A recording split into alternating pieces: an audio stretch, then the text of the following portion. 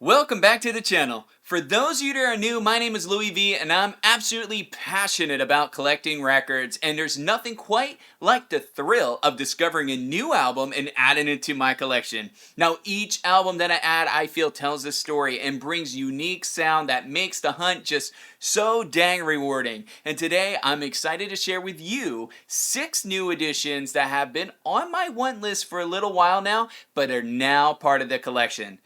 Let me just start out by just saying, finding that unique and rare album is just no easy feat. For those who've been collecting for a while, you get it. It takes a lot of dedication, countless hours, and going through crates and just digging, and just sometimes you need a little bit of luck. Well, when you finally do get your hands on that elusive album and you drop it on your turntable, it's just so worth it, right? The challenge of collecting is just part of the adventure, and today I'm thrilled to share with you some of the fruits of my labor. Now I would like to start out with a gorgeous album. And the first album we're going to talk about today is Sade, Diamond Life. What a great album, right? Released in 1984, its debut album by Sade Abdul really brought the band brought this like fresh, smooth jazz vibe to the 80s.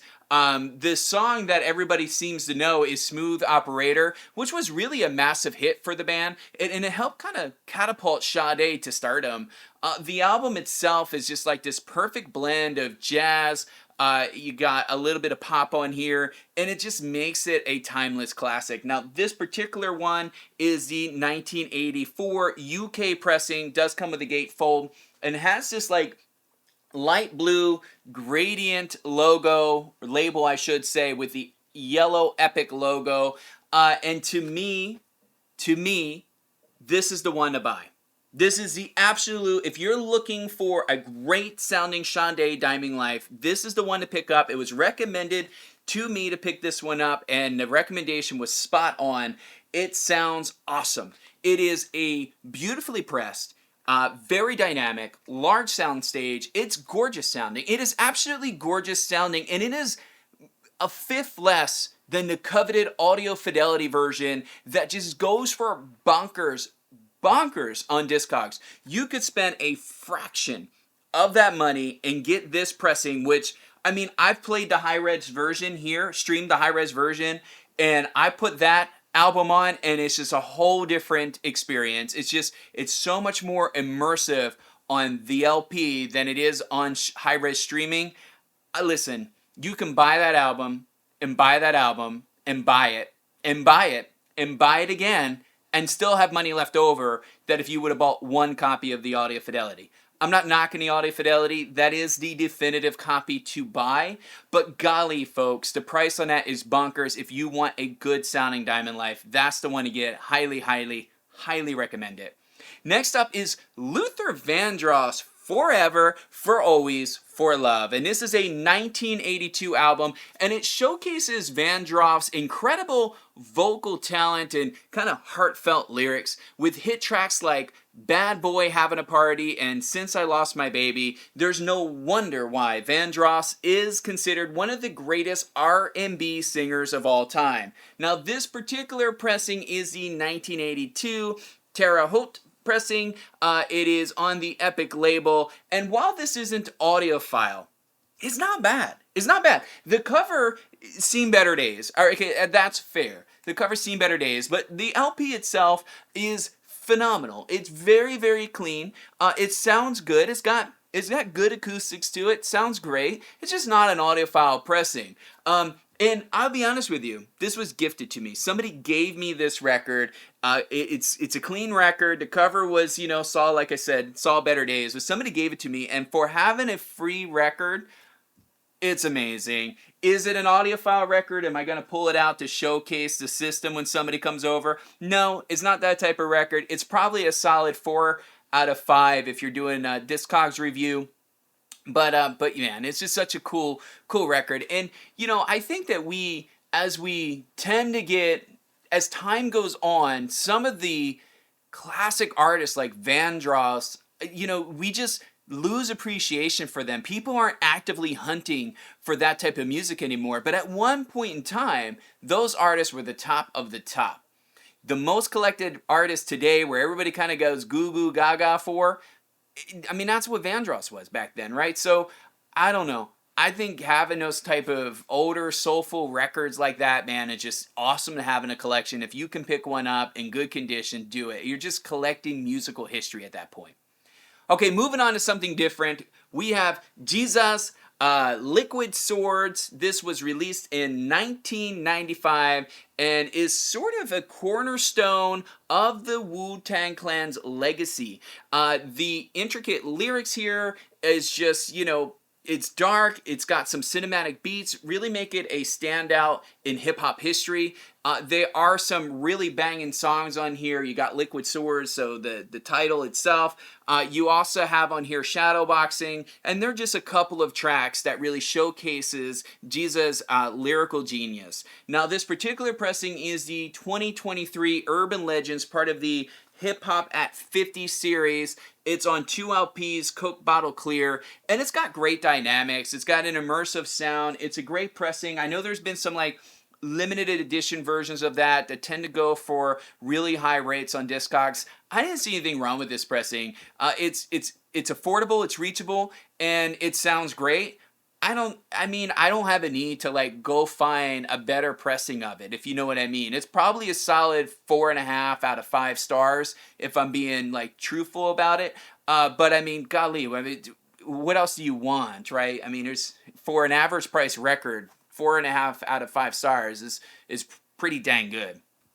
Next we have Beck's Sea Change. This was released in 2002. The album really marked a significant shift for Beck's style, moving more towards a melancholic and acoustic sound. Lost Cause and The Golden Age are the 2 songs that I would really recommend you giving a listen to if you're not familiar. Both are beautifully introspective tracks that highlight Beck's versatility as an artist. Now, this particular pressing is the 2016 DGC pressing. It's on 2 LPs and it sounds incredible. This is another high performer. I would put it up there with the Jesus album, maybe even nudge it a little bit higher. The wax on here, well, the plastic on here, the record, is dead quiet. I mean, it sounds wonderful. It's a crankable record, and I think you're really gonna enjoy it. It's a good investment to add to your collection if you like Beck. And then there's this album, Kid Cudi's Man on the Moon, The End of Day. This was released in 2009, and it was his debut album, which introduced us to Cudi's unique blend of hip-hop and alternative rock with this kind of like psychedelic elements kind of sprinkled in. Great songs on this one. Day and Night, The Pursuit of Happiness. They kind of became anthems, I would say, for a generation. And the album narrates this, kind of has like this narrative structure to it, which really kind of sets it apart from hip-hop records of today. This is the 2022 Universal. It is on 2 LPs, and it's great. It's nicely balanced. There's not a lot of information on this one. On Discogs, it's kind of like silent. It's like everybody's got other versions, and there's like crickets on this one. There's like 2 people, I think, maybe reviewed it. One gave it 5 stars. The other one gave it like 3 or 2 or something. I don't know why. They said that they thought the mix, I guess, was poorly done. I didn't have problems with it. I thought it sounded great. Maybe that person's setup or anti-skating or something was a little bit off, because that album has some bass, man. And if you're not tracking right, I can see how it can throw off your system. I'm really happy with it. And it was, again, another accessibly priced record. So really happy to add that to the collection. To me, it's one of the greatest hip-hop records of all time. And it's also one of the records that like just come up on my random playlist that come up, and I'm just like, man, I really got to get my hands on a pressing of that. And I finally was able to get one, and I'm happy to have it. So finally, wrapping this out, we do have a legend in the room, and that is the Rolling Stones' Exile on Main Street. And this is, like I said, a legendary album released in 1972, and it's known for its raw, unpolished sound. And this album features a mix of rock, blues, and soul. You have tracks like, you got Tumbling Dice and Happy on here, which really I would say are favorites among Stone fans and really helped launch them to critical success. This is from 1972. This is on the Rolling Stones Records label. It's the 2LP Pitman pressing with the CP in the matrix, and it is on the Unipack. And what's so gorgeous about this particular find is not only is it just in great condition, it popped right out of there.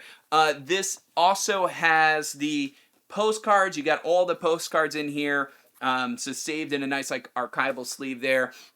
And like I said, this is the Unipack version, so your records come out of here instead of the side. And so hopefully I got caught on the camera there. So yeah, so out of all of these amazing records, the most prized edition has to be, I would give it to the Rolling Stones' Exile on Main Street. I mean, the album is a masterpiece that represents a pinnacle part of the Stones' career. I love the fact that it's in great condition. The records are a near mint quality. The cover is kind of a good solid VG+. It came with the postcards. They're archived out and preserved, so they're not all scratched to heck. I don't know. That to me, out of all the ones I got, is like, that's the one I would show. If I only had one to show with you, that would be it. And I think that the album itself, its significance lies not only in its musical brilliance, but really also, like, it had good cultural impact too. So I think there's some historic contents with that album. And I think it's a record that is a testament to the band's resilience and creativity during a tumultuous time in their career. My second pick, and probably really, honestly, a strong first contender, is the Sade Diamond Life. To be able to pick up that classic album in its condition and have it sound phenomenal without breaking the bank, to me, is another one. But I would say just from a historic standpoint and collectible standpoint, the Rolling Stones wins for me. You know, adding these 6 records to my collection has been an incredible journey. Each album brings its own sort of unique sound and history, and I know we're kind of all over the place here on genres, but you know, I like that. I like having diversity. I think it really helps enrich the collection, adding those diverse genres, and also just timeless music. Think of that Vandross that we just added. So from the smooth jazz of Sade to the gritty rock of the Rolling Stones, these records just really represent the best of what music has to offer. And I'm super happy to be able to have the opportunity to share that with all of you at home. Now I'd love to hear from you. I'd love to know which of these records are your favorite. Maybe there's a particular band you like and you like a different album from them. Share it with me. Leave a comment below. Don't forget to leave those comments, interact. It's why we do it. The community is why I'm here. Hit the subscribe button so you can follow me on my record collecting adventures. I love to share with you even more records that I find.